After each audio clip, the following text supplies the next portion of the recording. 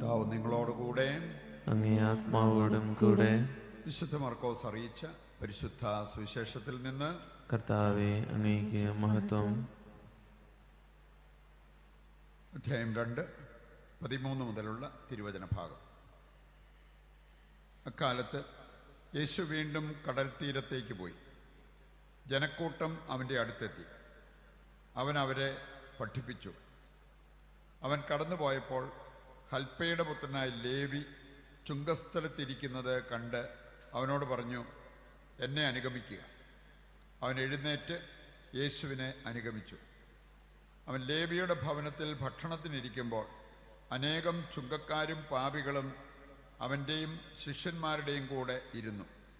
കാരണം അവനെ അനുഗമിച്ചവർ നിരവധിയായിരുന്നു.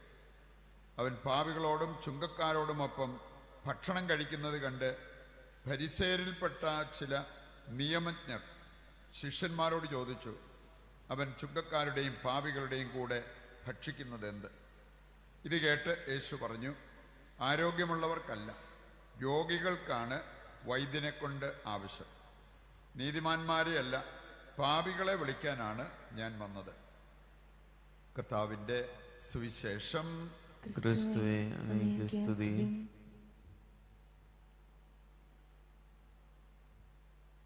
ഈശോയിൽ പ്രിയപ്പെട്ടവരെ, തിരുസഭയിൽ ഇന്ന് നമ്മൾ അനുസ്മരിക്കുന്നൊരു വിശുദ്ധനാണ് വിശുദ്ധ ഹിലരി.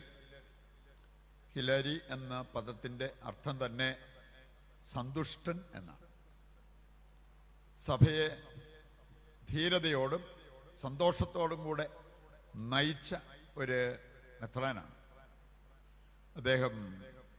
മിഡിൽ ഏജ് വരെ വിശ്വാസം പോലുമില്ലാത്ത ഒരു വിജാതീയനായിട്ട് ജീവിച്ച വ്യക്തിയാണ്. വിശുദ്ധ ഗ്രന്ഥ പാരായണം, അതിലൂടെയാണ് വിശ്വാസം ലഭിച്ചു. അദ്ദേഹം ജ്ഞാനസ്നാനം സ്വീകരിച്ചു. അദ്ദേഹത്തിൻ്റെ ഭാര്യയും മക്കളെയും മാനസാന്തരപ്പെടുത്താനുള്ള ആ ഒരു കൃപയും ലഭിച്ചു. ഇതിനുശേഷമാണ് അദ്ദേഹം പിന്നെ വിവാഹ ജീവിതം അതിൽ ഉപേക്ഷിച്ചുകൊണ്ട് അദ്ദേഹം വൈദികനായി, ബിഷപ്പായി, ആര്യൻ പാഷണ്ഡതയ്ക്കെതിരെ ധീരതയോടെ പൊരുതിയ ഒരു വ്യക്തിയാണ് ഈ വിശുദ്ധൻ. അദ്ദേഹത്തിൻ്റെ ഏക ലക്ഷ്യം ദൈവത്തെ മഹത്വപ്പെടുത്തുക. അപ്പം അതിനുവേണ്ടി അദ്ദേഹം പ്രസംഗിക്കുന്നതിന് മുമ്പാണേലും അതുപോലെ ഏത് പ്രവൃത്തി ചെയ്യുന്നതിന് മുമ്പാണേലും ദൈവ സ്തുതികൾ പാടിക്കൊണ്ടാണ് അതിനായിട്ട് ഒരുങ്ങിയത്. അങ്ങനെ വളരെ സന്തുഷ്ടനായിട്ട് ജീവിച്ച് സധൈര്യം സഭയെ നയിച്ച ഒരു വിശുദ്ധനാണ് വിശുദ്ധ ഹിലരി.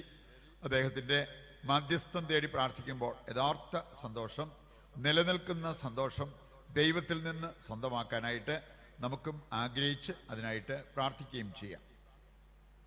ഇന്നത്തെ സുവിശേഷ ഭാഗത്ത് നമ്മൾ കാണുന്നു യേശു ലേവിയെ വിളിക്കുന്ന രംഗം. നമുക്കറിയാം, ആദ്യത്തെ ശിഷ്യന്മാരെ കർത്താവ് വിളിക്കുന്ന രംഗം നമുക്ക് മർക്കോസിൻ്റെ ആദ്യത്തെ അധ്യായങ്ങൾ വായിച്ചു കഴിഞ്ഞാൽ കാണാവുന്നതാണ്. അവിടെയെല്ലാം കർത്താവ് പറഞ്ഞ ഏക കാര്യം എന്നെ അനുഗമിക്കുക. ഉടനെ നമ്മൾ കാണുകയാണ്, സാധാരണ രീതിയിലൊന്നും നടക്കുകയില്ലാത്ത കാര്യം ഇവിടെ സംഭവിച്ചു. എന്നെ അനുഗമിക്കുക എന്ന് പറഞ്ഞു. ഉടനെ ലേവി അതുപോലെ മറ്റ് ശിഷ്യന്മാരൊക്കെ സകലതും വിട്ടിട്ട് യേശുവിനെ അനുഗമിക്കുന്നത് കാണാൻ പറ്റും. നമ്മളൊക്കെയാണ് ഒരു ദിവസം 24 മണിക്കൂർ ദൈവത്തിന് വേണ്ടി പാപം ചെയ്യാതെ ജീവിക്കാൻ നോക്കിയിട്ട് വളരെ ബുദ്ധിമുട്ടാണ്. അപ്പം അങ്ങനെയുള്ള സാഹചര്യത്തിൽ ഈ മനുഷ്യൻ ഉണ്ടായിരുന്ന ജോലിയും സമ്പത്തും സകലതും ഉപേക്ഷിച്ചിട്ട് യേശുവിൻ്റെ പിന്നാലെ പോയി എന്ന് പറഞ്ഞാൽ യേശുവിൻ്റെ വ്യക്തിത്വം അത്ര വലുതായിരുന്നു എന്നുള്ളത് നമുക്ക് മനസ്സിലാക്കാൻ സാധിക്കും. പറയുകൊണ്ട് നമ്മളെ സംബന്ധിച്ചിടത്തോളം യേശുവിനെ അറിഞ്ഞാൽ ആ യേശുവിനെ സ്നേഹിക്കാതിരിക്കാൻ പറ്റില്ല.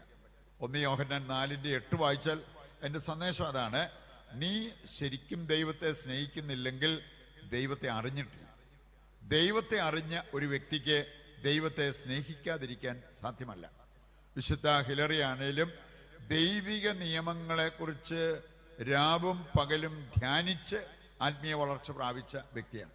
പറയുകൊണ്ട് നമ്മളെയൊക്കെ ചിന്താ വിഷയം, നമ്മുടെയൊക്കെ ഹൃദയത്തിൽ സ്ഥാനം പിടിച്ചിരിക്കുന്നത് എന്താണ്? ലോകത്തിൻ്റെതായ കാര്യങ്ങളാണോ അതോ ദൈവിക നിയമങ്ങളാണോ? ദൈവത്തെ മഹത്വപ്പെടുത്തി ജീവിക്കാനായിട്ട് മനസ്സ് കാണിക്കുന്ന വ്യക്തികൾക്ക് ഈ ഒരു ആനന്ദം, ആത്മീയ ആനന്ദം അവരുടെ ഹൃദയത്തിൽ അനുഭവിക്കാൻ സാധിക്കും എന്നുള്ളത് നമ്മൾ തിരിച്ചറിയണം. 1 കൊരിന്ത്യർ 13:10 വായിച്ചാൽ അവിടെ പറഞ്ഞിരിക്കുന്ന ഒരു കാര്യമുണ്ട്. പൂർണ്ണമായവ ഉദിക്കുമ്പോൾ അപൂർണമായവ അസ്തമിക്കും. മിഡിൽ ഏജ് ആയപ്പോഴാണ് വിശുദ്ധ ഹിലരിക്ക് വിശ്വാസം ലഭിച്ചത്. പക്ഷേ ആ വിശ്വാസം വന്നു കഴിഞ്ഞപ്പോൾ മറ്റു പലതും, ദാമ്പത്യ ജീവിതത്തിൽ അനുഭവിച്ചിരുന്ന സുഖങ്ങളും നേട്ടങ്ങളും അങ്ങനെ പലതും അത് ഉപേക്ഷിച്ച് ദൈവത്തെ ഏറ്റെടുത്ത് ആത്മീയ ആനന്ദത്തിൽ ജീവിക്കാനായിട്ട് അദ്ദേഹത്തിന് സാധിച്ചു. പറയുന്നത് ഈ പാപത്തിൻ്റെ നൈമിഷിക സുഖം അത് ഉപേക്ഷിക്കാൻ നമുക്ക് സാധിക്കുന്നത് ദൈവത്തിൽ നിന്ന് നമുക്ക് സമ്പാദിക്കാവുന്ന നിലനിൽക്കുന്ന സന്തോഷം, ആത്മീയ ആനന്ദം ഇതെല്ലാം സ്വന്തമാക്കുമ്പോഴാണ്. ഇന്നത്തെ ആദ്യ വായനയിൽ നമ്മൾ കണ്ടു, ഒരു മനുഷ്യൻ നഷ്ടപ്പെട്ട കാണാതായ കഴുതയെ അന്വേഷിച്ചു പോയതാണ് സാവൂള്. അവനെ ഇസ്രായേലിൻ്റെ രാജാവായിട്ട് അഭിഷേകം ചെയ്തുയർത്തുന്ന രംഗം നമുക്ക് കാണാൻ സാധിക്കും. ഇനി അതിനുള്ള കാര്യങ്ങളെല്ലാം ചെയ്തത് ദൈവം തന്നെയാണ്.